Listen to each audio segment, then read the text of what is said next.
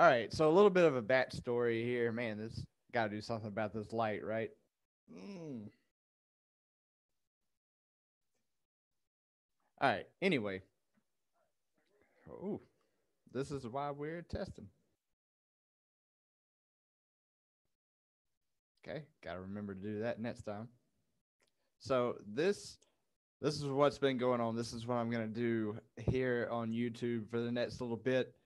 I am recording my podcast, and I've been trying to trying to do this in a way that I can still move around and do my thing because um, one thing I learned along this journey is, you know, awesome storytelling is one of the things that, if you have a vision, you have to get good at telling the story about that vision. And that's what my podcast episode is going to be today. But the the thing that I was wanting to really talk about and touch base on is creating that emotion behind it and understanding that that's the thing that really moves people is the emotion and how to dig in there and experience it and doing so in a way like I've always tried to get this whole internet marketing thing, this whole Twitch streaming thing. I've wanted to minimize my screen time for health reasons. I don't do well whenever I sit down for a long time, and I don't do well whenever I look at screens for a long time. So I have my glasses on and I'm looking away most of the time. And I know I'm extremely weird. I'll occasionally break the fourth wall and look at the camera. But used to the way I'd record my podcast, I recorded it on my phone. And I would be literally pacing the house back and forth. And it was good. Like it kept me up and going. It kept my physiology going. Emotion is created by motion. So I put myself in motion while I was actually doing these podcasts. I'm not a big fan of phones either. So and especially the selfie pose, like I just don't know what it is. I just have a problem with it. And I'm still trying to work through it because I know I might have to do it from time to time, but just a consistent way to get my stuff out there was something that I was really needing. It wasn't necessarily what I was wanting, but I needed that structure.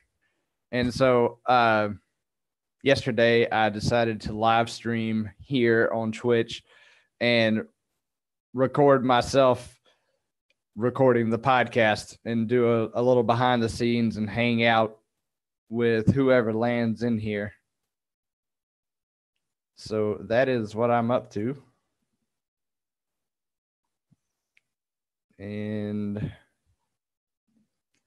that's what's going to be going down for a little while. I entertained the idea of doing this on Facebook, but I feel like my audience is more on YouTube. So I'm here, and prepare yourself, streamers, funnel hackers, online marketers, MMA enthusiasts of all shapes and sizes, health nuts, biohackers. You're in the right place. So here we go. I'm going to pull my phone out. I always map out the story structure on my whiteboard every time before I do a podcast. And I took a picture of it and have it done in a special way, following a specific formula. And that's actually what the podcast is about today, is I'm going to talk about this formula, or at least the importance of formulas and the difference between, well, you'll see. It's going to be, I need to go take a new picture because I've updated it since I took this picture and added more notes. 1 second. Beauty of being live.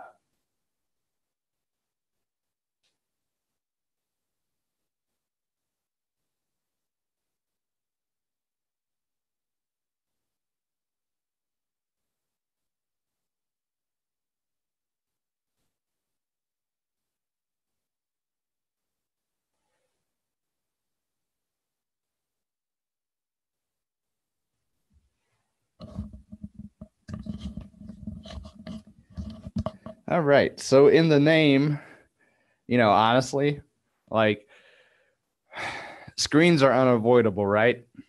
It's you're going to be looking at screens no matter what. So a large part of this for me is how do I accomplish the mission and enjoy the process? Keyword, and enjoy the process. I talk about that a lot.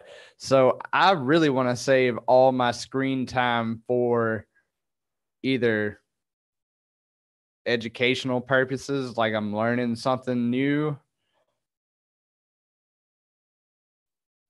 or providing value while playing video games. Sometimes the video games are the value for some of you out there. Some of you are really good and competitive. I'm old. I can't do that anymore. But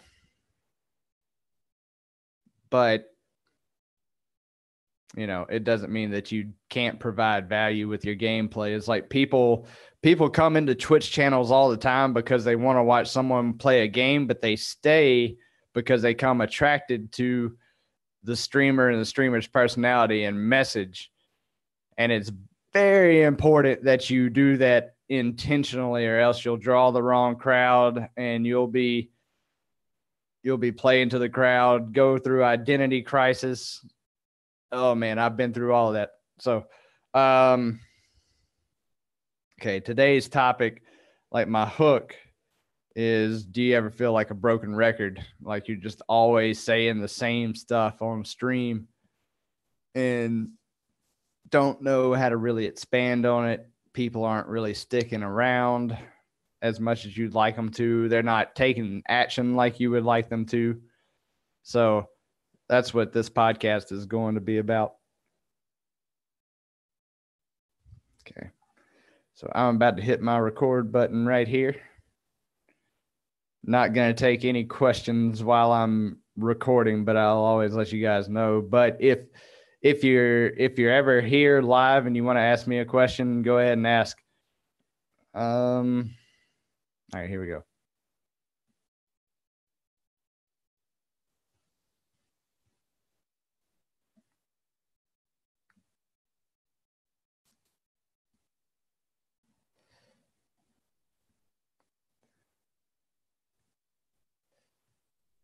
Three, two, one, and go. All right, guys. So today we're talking about creating a community, and it might not seem like it at first. I know the hook to the podcast intro was, do you ever feel like a broken record? And we'll certainly get there. But one of my most favorite experiences, I often talk, or I talk a lot, or have talked in the past, about what I didn't like about teaching in a traditional school setting. I'm going to talk about what I love now instead, and how I created community within there. I was a band director, and the actual kids that were in the band, it was a very small band. We only had, it was so hard to keep a, sometimes 12, 13 person, like traditional trumpets, trombones, drums band together when it fluctuated. Our numbers fluctuated between, 8 to 12 to 13 or whatever it was. And I had come from a high school that was also that way. So I knew that in order for the band to have a full sound, in order for them to have like a big impact, is like everybody's got to pull their weight. And the only way everybody pulls their own weight is if they feel valued within that community, because the band's not even small enough to have cliques within the band. It's like everybody has to work together. So creating that teamwork, it involved creating a community first. We were on a mission to be as entertaining as possible, to provide as much value as possible. And I remember having these talks with the band because at first, very early on in my career, I'd be like, this is how you do this. This is how you play this note. This is how this goes. This is like, I was just spewing out techno babble that they didn't understand. It's like I'd gone through band my whole life and then gone to college and learned music theory, music education, practical use of practical applications, actually learning how to play all the instruments. So I had like all this techno babble that was just like normal language to me. And then the kids were like, what, you know? And so very quickly, it didn't take very long. I'm like, okay, I can't tell them how to. It's like even my limited experience. I had some experience student teaching, but hardly was I teaching. It was all the other behind the scenes stuff that is zero fun being a teacher that was actually being done. But I remember telling stories of how I made mistakes and how I learned stuff. And whenever like this light bulb moment went off in my own head, and that's what really made the change. That's what caused the team synergy. That's what caused everybody to be on the same mission, on the higher purpose, the heroic purpose, the objective of the game, so to speak. Everybody's on the same page. And it wouldn't have been that way if I had continued to say, this is how you do this and how you do this. It's like I was making a big mistake. So as I was growing my Twitch community and my Twitch stream, I was wanting to grow as a speaker because, honestly, whenever I was around my crew, so to speak, or my crew has been many things over the years. It's like band kids, metalheads, gamers, streamers, MMA fighters, nutrition coaches. This whole thing is like, I wanted to grow as a speaker because I realized a lot of the time I was just coming out and just blah, throwing up everywhere. And it was like this subconscious, like, look at how smart I am thing going on.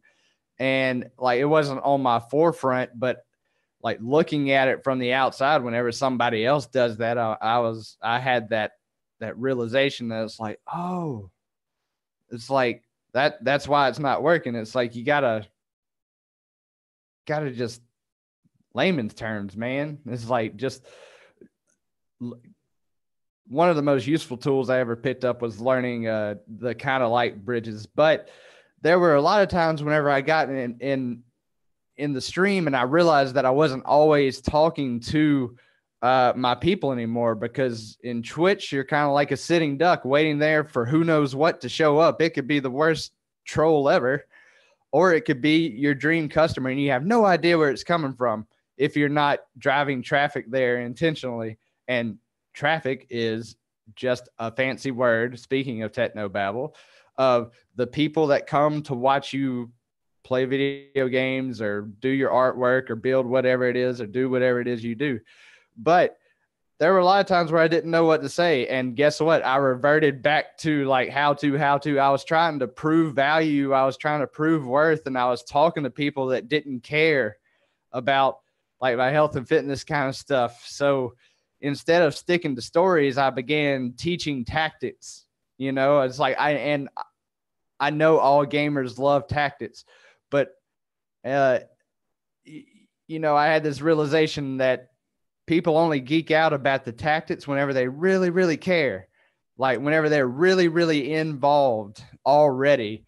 And it's like, before that, they just want to know the simple strategy, simple, loose strategy. I was also talking to my friend of mine after the fights the other night, and we were talking about the difference between being strategic in the corner and, saying general things like cut to the outside, fight for the inside, change levels. Like those are general strategies, general things. It's not throw cross hook cross, call magic combos in the middle of a fight and capture a moment in time that either has already happened or might not happen.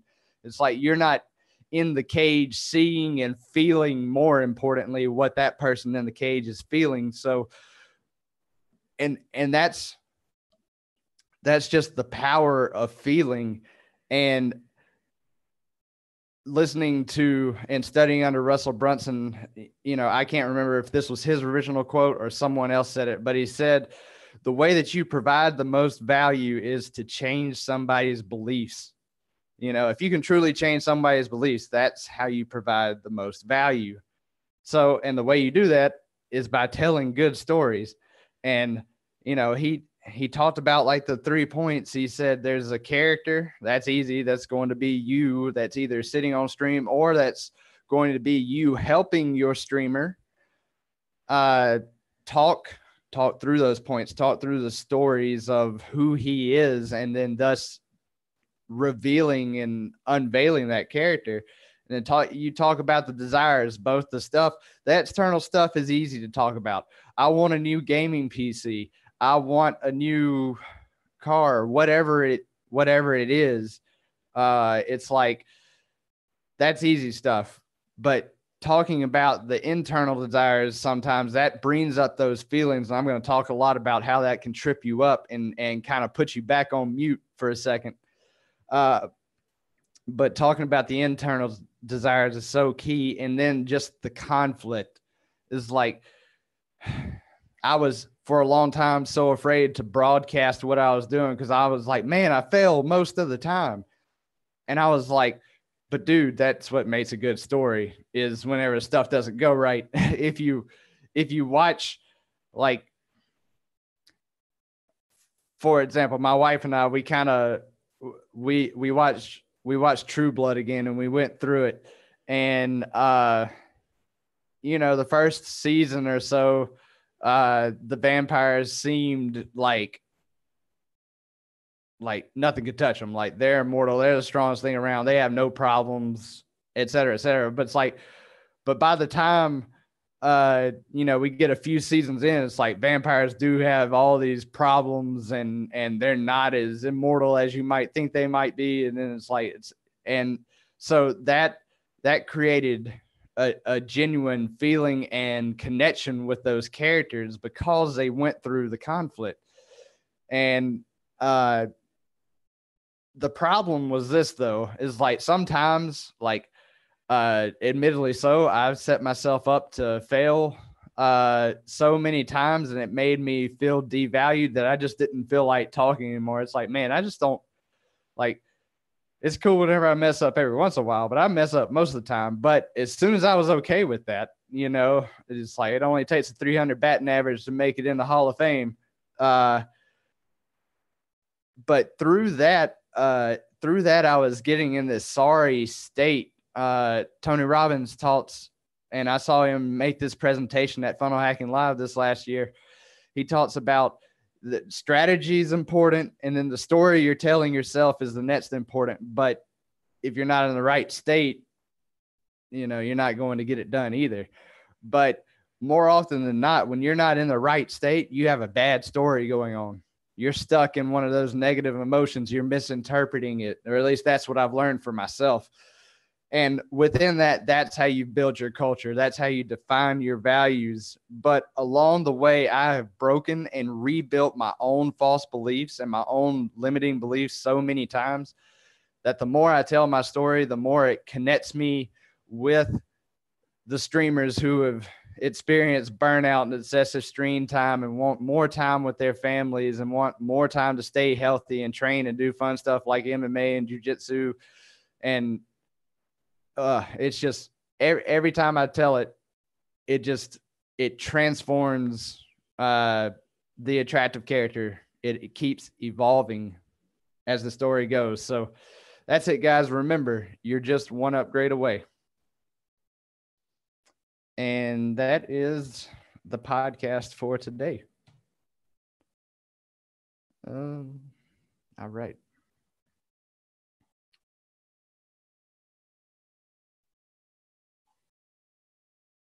All right, I believe we're done here on YouTube.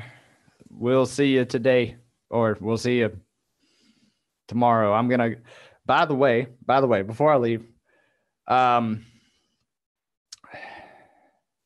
about this close to launching my funnel. And right now I have a small gift I would like to give away to you. It's it's just the general philosophy behind what I'm doing here, what I'm helping streamers to accomplish, like the big idea. And as I do it, the more I can help you guys. So this is a blueprint for how to attract and reel in and hook your dream audience members, and really give yourself an opportunity for people who are primed to talk about what you want to talk about to come into your channel, instead of having to manually sift through the dregs of the gaming community, if you understand what I'm saying. So I'm going to leave a link in the description. It's gearedupinsider.com/meta. All you have to do is go in there and opt in, and I'll have that emailed out to you automatically. So that's it, guys. I'll see y'all next time.